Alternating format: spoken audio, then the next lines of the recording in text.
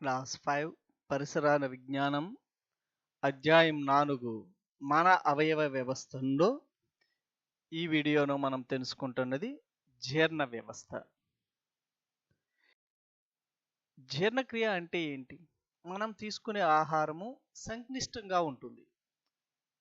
అలా సంక్లిష్టమైన ఆహార పదార్థాలు జీర్ణ రసాలలో ఉండే ఎంజైమ్ల సహాయంతో రక్తంలోకి శోషించబడే విధంగా సరళ పదార్థాలుగా మార్పు చేయడాన్ని జీర్ణక్రియ అంటారు. అంటే సంక్లిష్ట ఆహార పదార్థాలు సరళ ఆహార పదార్థాలుగా మారడాన్ని జీర్ణక్రియ అంటారు. ఈ జీర్ణక్రియకి చాలా అవయవాలు సహాయపడతాయి. వాటిలో మొదటిది నోరు నుంచి ప్రారంభమవుతుంది జీర్ణక్రియ. ఆ నోరు తెరుచుకునే లోపల ఉన్నటువంటి కుహరాన్ని నోటి కుహరం అంటారు. ఈ నోటి కుహరంలో దంతాలు, నాలుక, లాలాజల గ్రంథులు ఉంటాయి. నోటి కుహరం తరువాత ఒక గొట్టం లాగా ఉన్నటువంటి ఆహార వాహికలోకి తెరుచుకుంటుంది. ఇది గొట్టంలాగా ఉండి నోటి కుహరం నుంచి జీర్ణాశయం వరకు ఉంటుంది. ఇది చివర జీర్ణాశయంలోకి తెరుచుకుంటుంది. తర్వాత జీర్ణాశయం. ఇది ఒక సంచి లాంటి నిర్మాణం. ఇందులో మనం తిన్నటువంటి ఆహారం, బాగా నమిలి తిన్నటువంటి ఆహారం జీర్ణాశయంలోకి చేరి అక్కడ జీర్ణ రసాలతో కలిసి కొంత సమయం అక్కడే ఉండి చిలకబడి చిన్న సరళ పదార్థాలుగా విచ్ఛిన్నం జరుగుతుంది. తర్వాత జీర్ణాశయం నుంచి చిన్న ప్రేగులు ప్రారంభమవుతాయి. చిన్న ప్రేగులు మానవునిలో 6 మీటర్ల పొడవు ఉంటాయి. ఇవి గమనించండి, ముడతలుగా ఉన్నాయి. చిన్న ప్రేగులు ఎందుకు ముడతలుగా ఉన్నాయి అంటే జీర్ణమైనటువంటి ఆహారము చిన్న ప్రేగుల్లో కూడా కొద్ది జీర్ణమవుతుంది. ఇలా జీర్ణమైన ఆహారము శోషించబడి రక్తంలోకి చేరాలి. ఇలా ముడతలు ఉండడం వల్ల చిన్న ప్రేగుల్లోనే శోషణ జరుగుతుంది. శోషించబడి రక్తంలోకి ఈ సరళ ఆహార పదార్థాలు చేరుతాయి. అందుకోసమే చిన్న ప్రేగులు ముడతలుగా ఉంటాయి. నెక్స్ట్ చిన్న ప్రేగులు శోషించిన తర్వాత మిగిలినటువంటిది నెక్స్ట్ పెద్ద పేగుల్లోకి తెచ్చుకుంటుంది. పెద్ద పేగు తరువాత పురీషనాళముగా చివరగా పాయువు అనే రంధ్రం ద్వారా జీర్ణ వ్యవస్థ చివరి భాగం అవుతుంది. ఇప్పుడు భాగాలను పరిశీలించాం కదా. మనం తీసుకున్నటువంటిది వీటితో పాటు అదనంగా కొన్ని గ్రంథులు ఉన్నాయి. మొదటగా మనం చెప్పుకున్నాం లాలాజల గ్రంథులు అని. అవి నోటి కుహరంలో ఉంటాయని. ఇప్పుడు ఒక గ్రంథి కాలేయము. ఇది చూడండి, మానవ శరీరంలోనే అతి పెద్ద గ్రంథి కాలేయం. ఇది పైత్య రసాన్ని స్రవిస్తుంది. తరువాత గ్రంథి క్లోమము. ఇది ఆకు ఆకారంలో ఉంటుంది. ఇది క్లోమ రసాన్ని స్రవిస్తుంది. ఈ రసాలను ఆహారాన్ని జీర్ణం అవ్వడానికి ఉపయోగపడే ఎంజైమ్లు ఉంటాయి. ఇప్పుడు ఎలా జీర్ణమవుతుందో గమనిద్దాం. మొదటగా నోటి కుహరంలో మనం తీసుకున్నటువంటి ఆహారం దంతాల సహాయంతో బాగా నమలబడుతూ ఉంది. గమనించారా? ఈ తీసుకున్న ఆహారం దంతాల సహాయంతో నమలబడినప్పుడు నాలుక వాటిని అలా ఇలా దంతాల కిందికి తోస్తూ ఉంటుంది. ఈ సమయంలోనే లాలాజల గ్రంథులు లాలాజలాన్ని స్రవిస్తాయి. ఆ లాలాజలము ఆహారంతో కలిసి ముద్దగా మెత్తగా చేస్తుంది. తరువాత నమిలినటువంటి ఆహారం చూడండి, లాలాజల గ్రంథులు నమిలినటువంటి ఆహారము ఆహార వాహిక ద్వారా చేరేటప్పుడు శ్వాస జ్ఞానంలోకి పోకుండా అక్కడ ఉపజిహ్విక అడ్డుపడుతుంది. గమనించారా?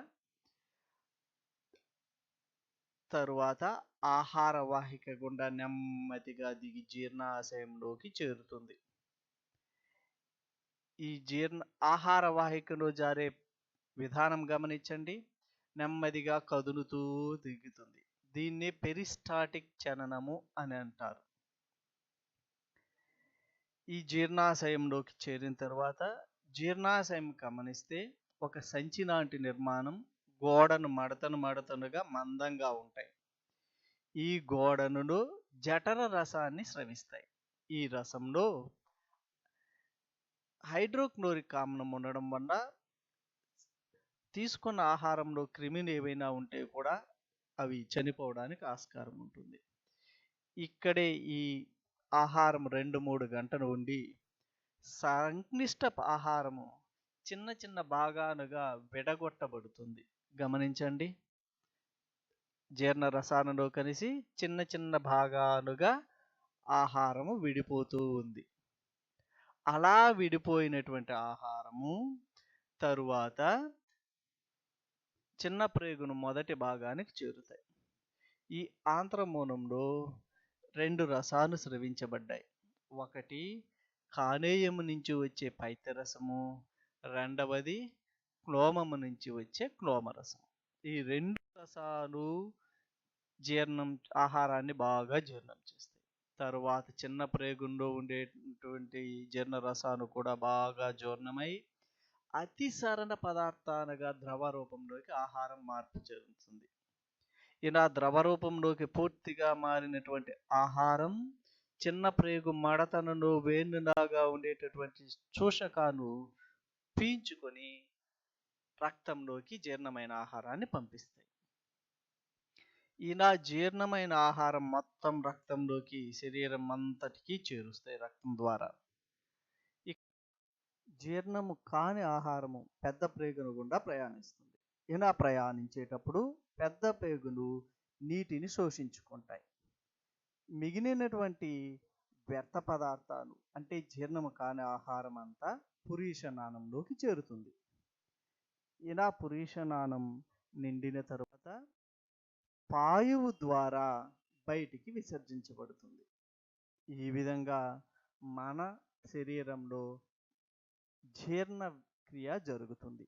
అంటే నోటి ద్వారా తీసుకున్న ఆహారము పూర్తిగా సరళ పదార్థాలుగా మారి రక్తంలోకి శోషించబడడం, మిగిలిన వ్యర్థ పదార్థాలు పురీషనాళం పాయువు ద్వారా బయటికి రావడం, మొత్తం క్రియనంతా కూడా జీర్ణక్రియ అని అంటారు.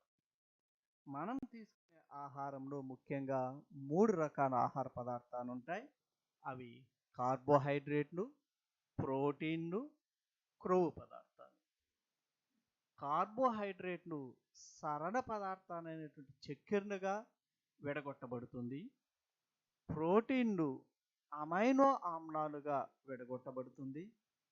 క్రొవ్వు పదార్థాలు ఫ్యాటీ యాసిడ్స్గా సరళ పదార్థాలుగా విడగొట్టబడతాయి.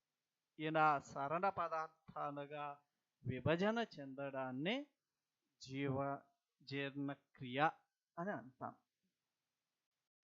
ఆహారాన్ని తొందరగా తినకూడదు. ఎందుకంటే ఆహారం సగం నోటిలోనే జీర్ణమవుతుంది. నోటిలో లాలాజలంతో కలిసి బాగా నమిలి మింగాలి. అలా మింగడం వల్ల సగం ఆహారం బాగా జీర్ణమవుతుంది. తినేటప్పుడు నీళ్లు తాగకూడదు. తినే ముందే నీరు బాగా తాగాలి. ఎందుకంటే అలా తాగినప్పుడు నీరు ఆహార వాహికకి తేమగా చేస్తుంది. అప్పుడు ఆహారం సులభంగా ఆహార వాహిక ద్వారా ప్రయాణించి జీర్ణాశయంలోకి చేరుతుంది. ఈ 2 జాగ్రత్తలు గమనించి ఆహారం తినేటప్పుడు మీరు ఈ నియమాలు పాటించాలి.